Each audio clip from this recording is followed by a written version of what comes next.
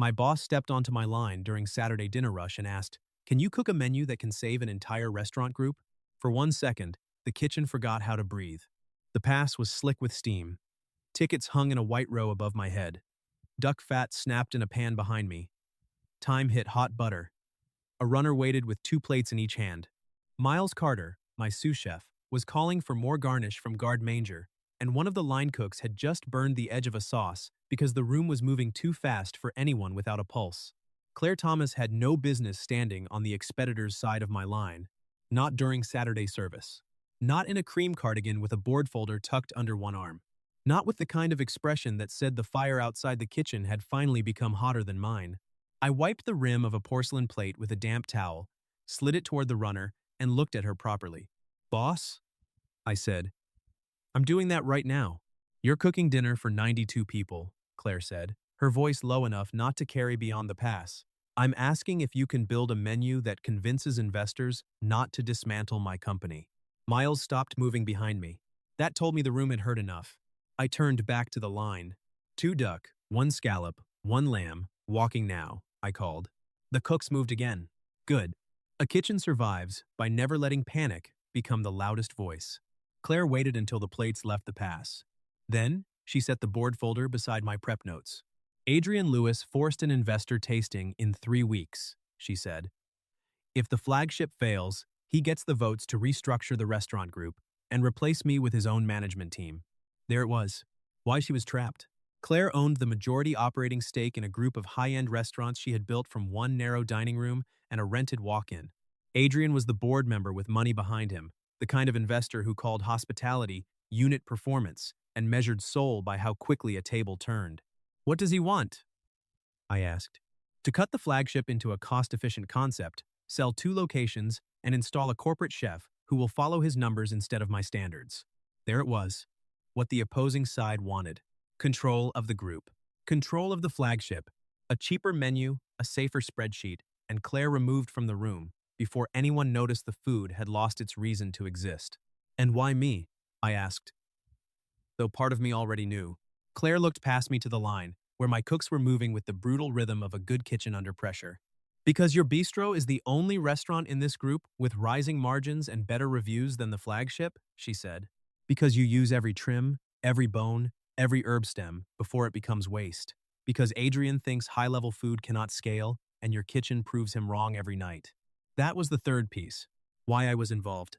Not charm, not pity, not a private favor. Practical buy-in. My menu was the last clean argument she had left. I picked up the folder, opened it, and saw the investor schedule. 3 weeks. Tasting, dinner. Board vote. Restructuring trigger, if Claire failed. The timeline was brutal. I looked up. "Why are you bringing this to me in the middle of service?" "Because if I ask in my office, Adrian's people will know before dessert. If I email, he will have the paper trail by morning." She nodded toward the folder. "And because I need a test kitchen tonight, Miles knows. HR will log the consultation. The board folder is on the counter. This is about the investor tasting, not a secret dinner." That mattered. The thumbnail version of the moment would have been easy to misread.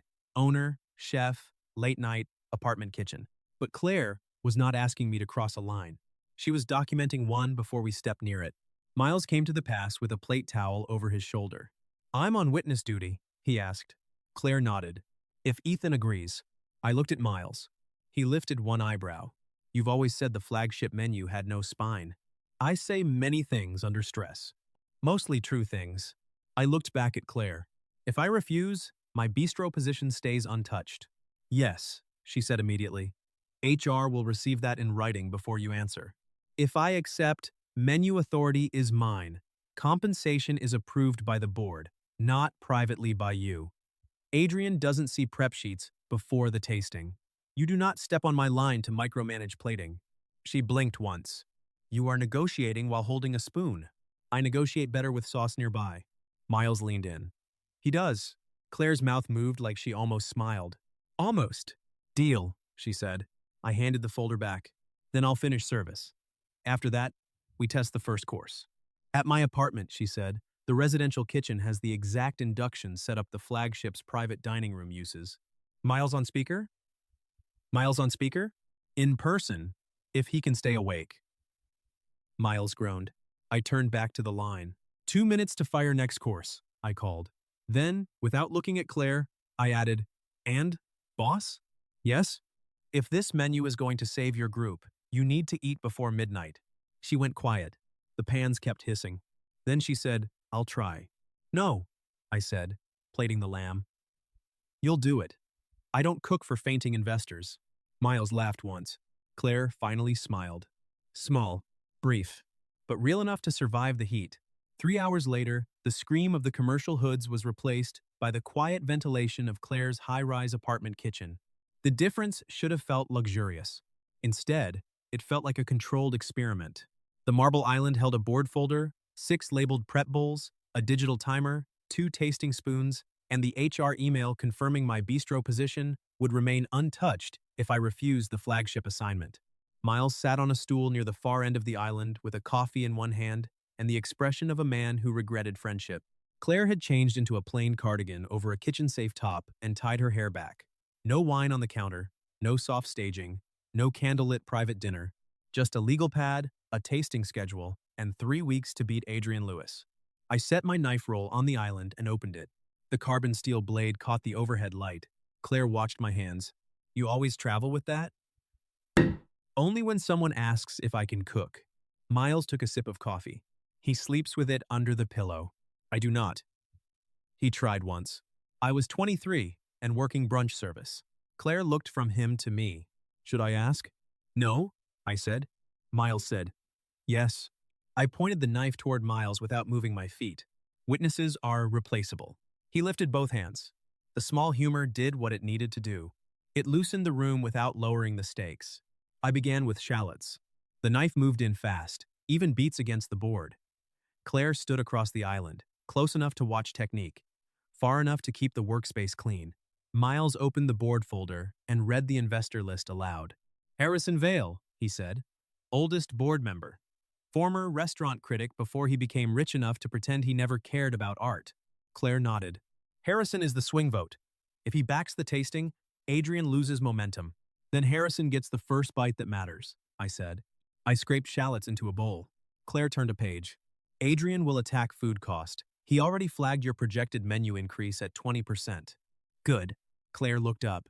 That is not good. It is if he only read the top line. I dropped butter into a pan and watched it foam. The nutty scent rose instantly, softening the sharp edge of the room. My current bistro runs lower waste than any location in your group, I said. The flagship bleeds money because it buys premium cuts and throws away the parts that require skill. We build a zero-waste menu, trim into charcuterie, bones into demi-glace, fat into frying medium, herb stems into oils, stale bread into miso crumbs. Miles pointed his cup at me. This is where he gets unbearable. This is where I get correct, I said. Claire leaned over the folder, not the island, and checked the cost sheet. If the numbers work, Adrian loses his first argument. If the food works, he loses the second. She looked at the skillet.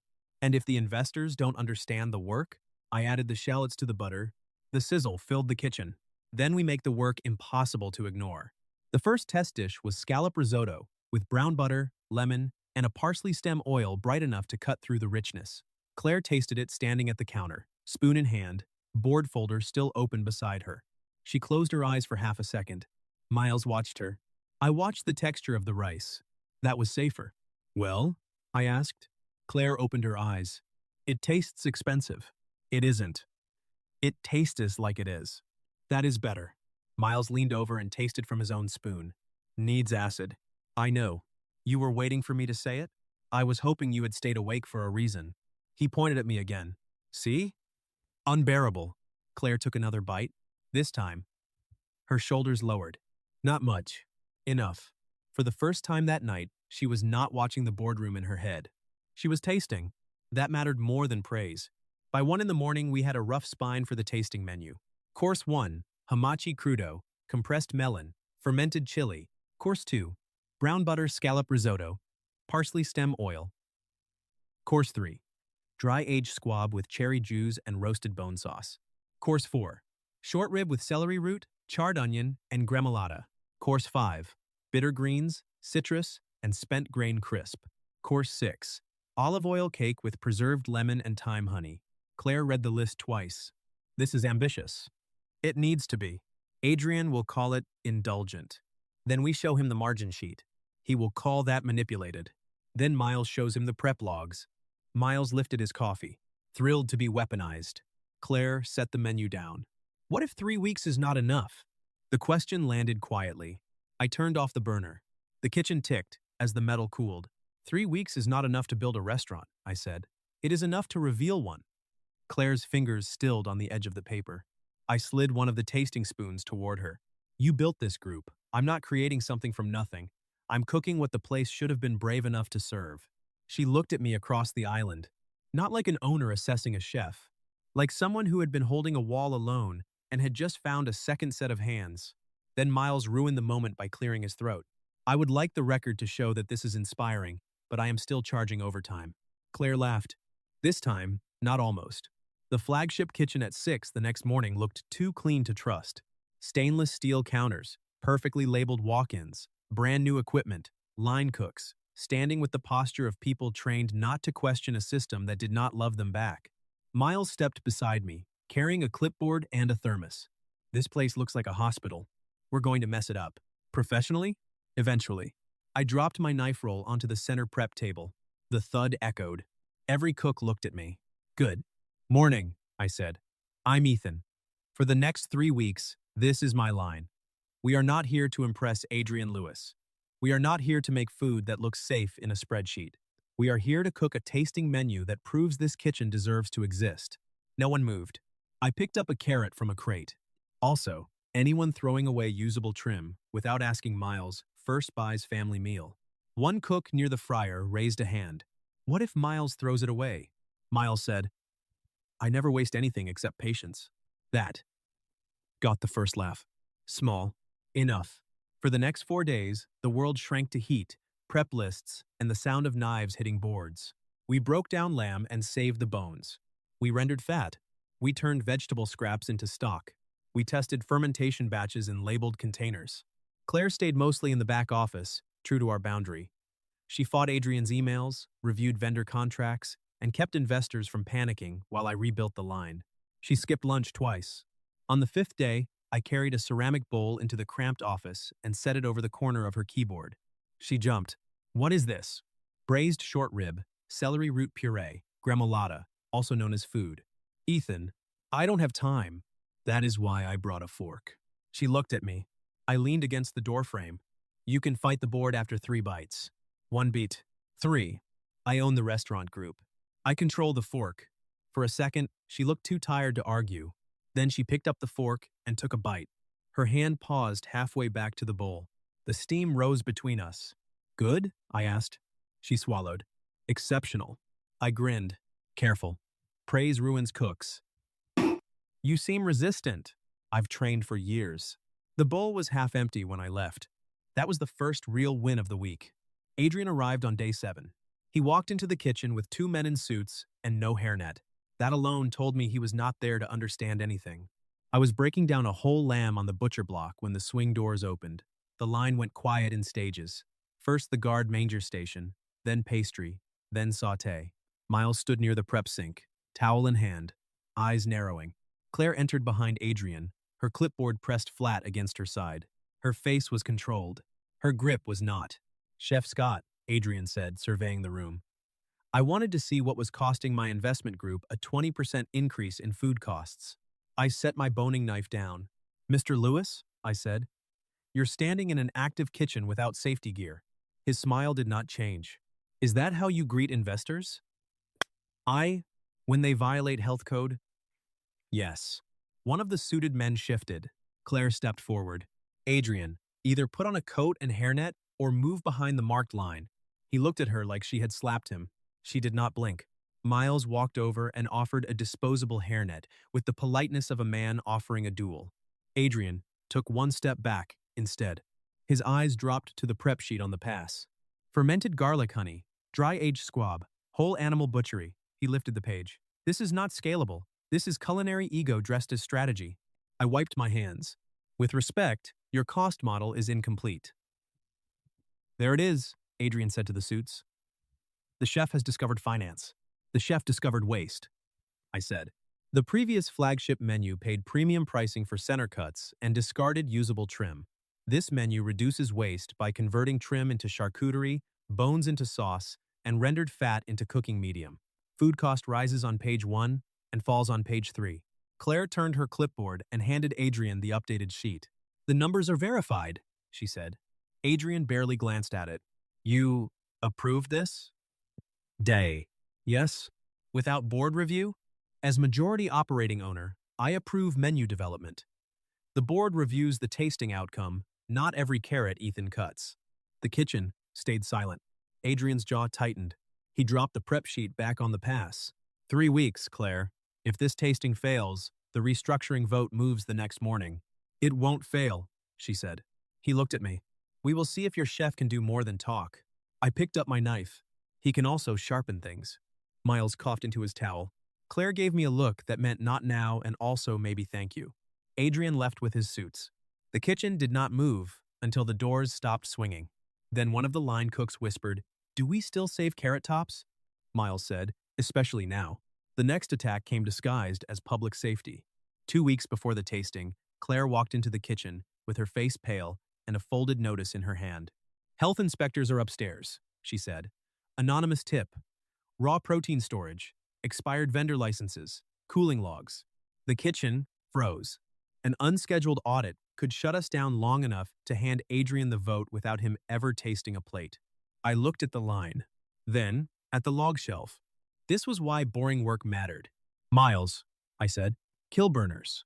Wrap, date, label. Everything into walk-ins. 4 minutes. Station leads, sanitize surfaces. Pastry, dry storage labels facing out. No one improvises." The room exploded into motion. Claire stayed near the pass. "Can we pass?" she asked. I pulled the master binder from the shelf. "Yes."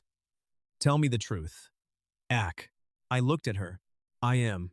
The inspector entered with a clipboard and the expression of a man prepared to find problems. He found none. For 2 hours, he checked gaskets, thermometers, vendor licenses, date labels, cooling logs, and dry storage. I walked with him and answered every question in flat, precise sentences. Claire said almost nothing. She did not need to. Her presence told the room the audit mattered. My binder told the inspector we were ready. When he capped his pen, he looked almost annoyed. 0 critical violations, clean report by afternoon.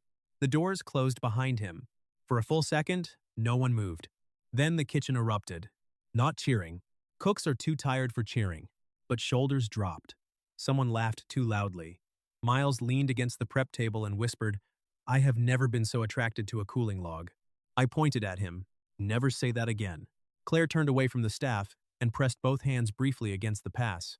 The stainless steel reflected her face in a blurred line. "You knew he would try that," she said. "I knew Adrian would look for a crack, and you didn't leave one. Not in my kitchen." Her fingers lifted from the steel. "No," she said, "not in our kitchen." She walked back to the office before I could answer. Good. There was stock to strain, and I did not trust myself with anything softer than a ladle. 72 hours before the tasting, the immersion circulator died. Not slowed, not sputtered. Died. The digital display flashed red over 30 portions of short rib that needed 12 more hours at steady temperature. Miles swore under his breath. I looked at the water bath, then at the massive tilt skillet in the corner. "Pull the bags. Ice bath now." The cooks moved.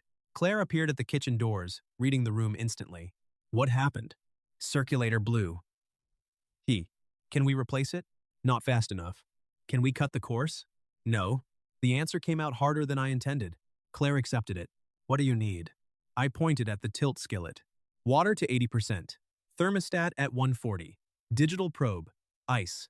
One person watching temperature for 12 hours. Miles stared at me. "That skillet swings 5 degrees. Not if we manual it. For 12 hours? I'll start." For the next 6 hours, I stood over the steaming bath and adjusted heat by millimeters. Too hot, ice. Too cool, heat. The probe became the center of my world. At 2 a.m., the doors opened. Claire entered carrying 2 coffees and wearing the same cardigan from the first night, now with sleeves pushed up like she had come to work. She placed 1 cup near me. "You are going to fall into the water," I have excellent balance. You have been awake for 21 hours. I have stubbornness. That is not a medical category. It should be. She stepped beside the control dial, leaving enough space for the work. Show me the probe. Claire. Show me. You have investors to host tomorrow, and I need my chef upright during service. The word my landed in the air. Not possessive, trusting, still dangerous enough to make me focus on the temperature readout. I showed her how to read the curve, how much ice dropped the bath by half a degree, how long the skillet took to respond. She listened like it was a board briefing. Then she took the probe. Sit for 1 hour. I can. Ethan. Her voice did what mine did on the line. Cut through noise.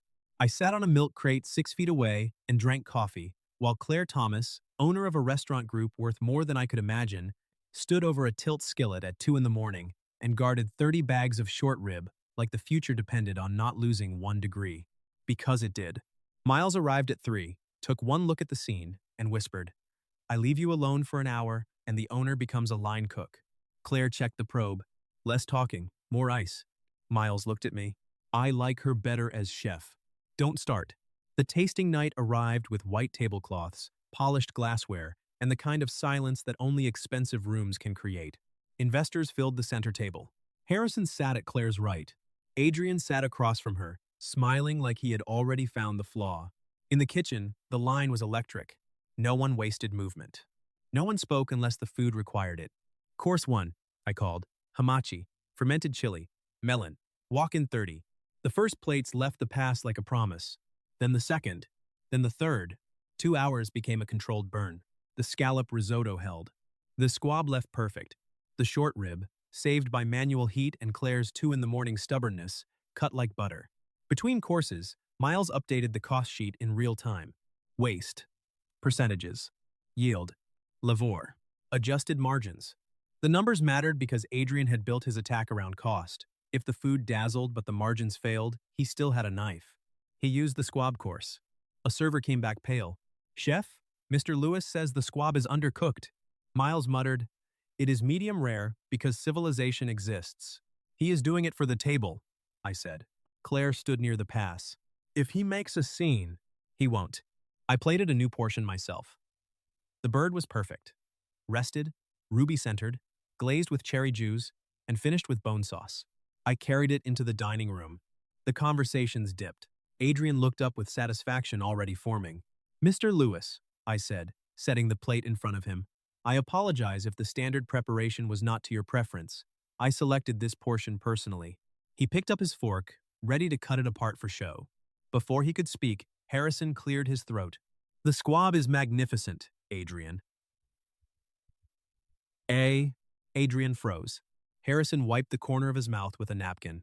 I have not tasted technique like this outside Paris, and the progression of the menu is the first honest argument I have heard all month. A murmur moved around the table. Another investor nodded, then another.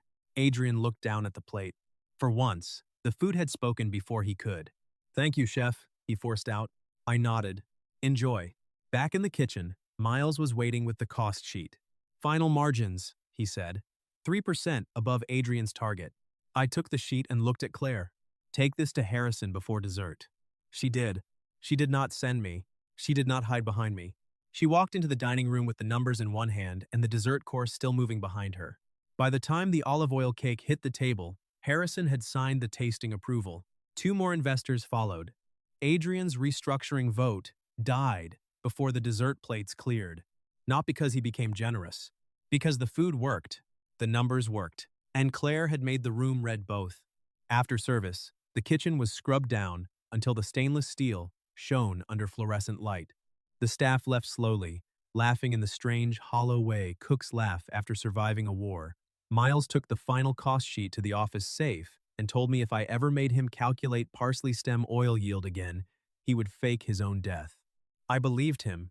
I was packing my knife roll in the back office when Claire appeared at the doorway. No board folder. No, investor, smile. Just Claire, standing still for the first time in 3 weeks. Harrison signed. She said, I heard. The board minutes confirm I remain majority operating owner. Adrian withdrew the restructuring proposal after the investor tally changed. Good. HR finalized the executive chef contract. I paused. Claire placed a sealed envelope on the desk between us.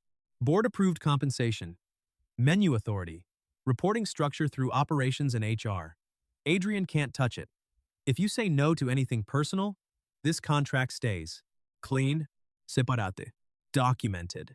I opened the envelope and read every page. She waited. That was how I knew she understood me. The contract stood on its own. No private pressure. No reward disguised as affection. No owner offering a chef a future if he offered something back. Just the job I had earned. I signed nothing yet. I set the contract down. Claire placed a second item beside it. A small card. No company logo. No HR line. No board approval. Dinner tomorrow. If you want to come as Ethan, not Chef Scott. The office seemed too small for the quiet that followed. I looked at the card, then at her. You separated the contract from the invitation. Yes. On purpose. Yes. If I decline dinner? Let's start. The contract stays. If I decline the contract, dinner can still stay. And if I decline both? She smiled, small and tired and entirely real. Then I will still tell Harrison you saved my company with short rib and stubbornness. I let out a breath I had not realized I was holding. For 3 weeks, I had told myself I was just the chef with the knife, the firefighter, the useful man in a hot room, good when things were burning, forgettable when the smoke cleared. Claire saw the thought before I said it. You are not a rescue tool, Ethan.